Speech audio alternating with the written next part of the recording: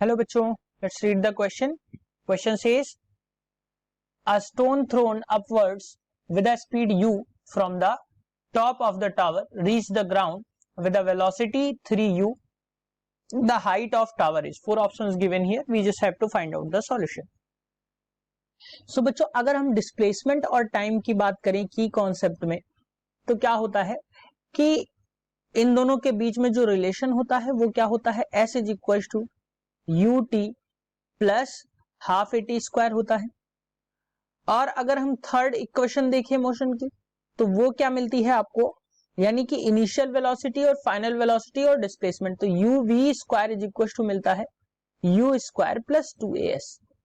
यानी कि यहाँ पे जो हमें रिलेशन देखना है वो टाइम के रिस्पेक्ट में नहीं, हमें देखना है इनिशियल वेलोसिटी और फाइनल वेलोसिटी के रिस्पेक्ट में. तो ये वाली इक्वेशन जो है इसमें काम आएगी, जहां पे v जो है इनिशियल फाइनल वेलोसिटी है, u इनिशियल वेलोसिटी है, a एक्सेलरेशन और s जो है वो डिस्प्लेसमेंट है.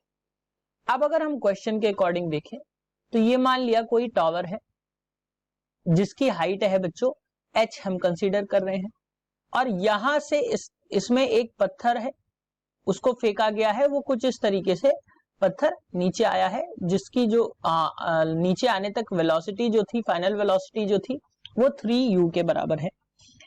अब क्वेश्चन के अकॉर्डिंग देखें तो हाइट जो है टावर की हमने h मान रखी है. दिस इज द ग्राउंड, ये ग्राउंड है. तो यहां तक आने में इसको कुछ टाइम लगा. टाइम की बात जो है क्वेश्चन के अकॉर्डिंग नहीं है, हमें केवल हाइट देखनी है. तो बच्चों यहां से अगर हम देखें कुछ इस तरीके से जो स्टोन को है फेंका गया है, तो यहां से जो u की वैल्यू कंसीडर करेंगे तो वो क्या हो जाएगी, माइनस में u, क्योंकि पहले अपवर्ड है और हाइट जो है डाउनवर्ड्स की तरफ एक्ट कर रहा है, तो h को हम पॉजिटिव ही रखेंगे. तो यहां से v की वैल्यू जो आपको मिल रही है वो क्या मिल रही है, 3u के बराबर. अब बच्चों अगर हम क्वेश्चन के अकॉर्डिंग देखें, जो एक्सेलरेशन लगेगा डाउनवर्ड्स की तरफ, तो वो लगेगा a जो लगेगा वो ग्रेविटेशनल एक्सेलरेशन के बराबर लगेगा. अब बच्चों अगर हम यहां से वैल्यूज को सारी पुट करें थर्ड इक्वेशन में, तो हमें क्या मिल जाएगा बच्चों, v square minus u square equals to 2as. अब बच्चों यहां से अगर हम वैल्यूज को पुट करें तो ये मिल जाएगा आपको 3u का होल स्क्वायर, v की वैल्यू है, माइनस u को हमने माइनस u ही कंसीडर किया है, माइनस u का स्क्वायर इक्वल्स टू 2. मैं यहाँ पे नेक्स्ट नीचे लिख देता हूं, नेक्स्ट स्लाइड में इसको देख लेते हैं.